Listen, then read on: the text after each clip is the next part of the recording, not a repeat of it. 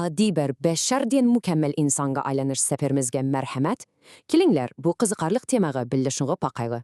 O'ylab baqarmisiz, nima uchun biz insonlar butkul koinotning jevhiri deb atalamiz? Buning sirri bekla cho'ng'ur. Sheyx G'olib aytgandek, o'zingizga hurmat bilan qaraying. Chunki siz dal mushu g'oya zo'r koinotning ko'z qarachug'isi. İslam felsefesinde sırttaki çeksiz çoğun kainat bilen, içimizdeki küçük kainat yani insan nihayeti asıl siliştirilüdür. Xuddi ko'zimiz qapaqlarimiz bilan intihoyin ehtiyot bilan qo'g'dalg'anidek, yaratquchimizmi bizning ruhimizni dal shundoq asroydi. Bu yerdeki açıklık söz Rab. U bir narsani oddiy holatdan tadrijiy yetildirib, asta-asta mukammallikka yatkazishini ko'rsatadi. Tenimizga qaraydigan bo'lsak, uning quruq tuproqdan tartib murakkab mushu holatgacha bo'lgan ajoyib bir yetilish jarayoni bor. Bizim terkibimizde varlık nerse var. Minerallar, ösümlük siman menge kurulması ve asasi hayvani hayati küçümüz. Uyla bakına. Yeryüzündeki 155 xil tabii elementinin asasen hemmesi bizning tinimizde de tepildi. Karamat.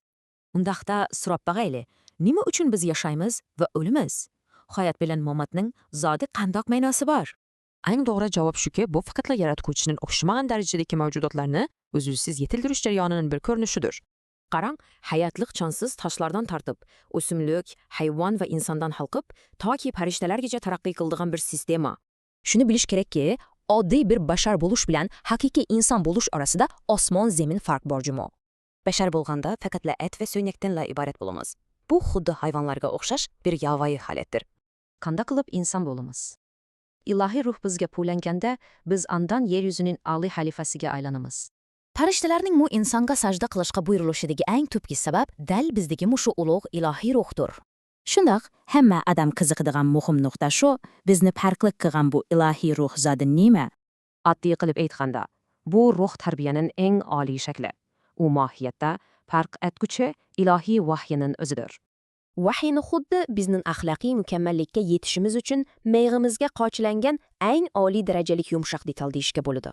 Agar siz bu vahiyani rad qilsangiz, demakki o'zingizning koinotdagi eng ulug'vor yetilish yushurun kuchingizni yo'qotgan bo'lasiz. O'ylanib baqaylik do'stlar.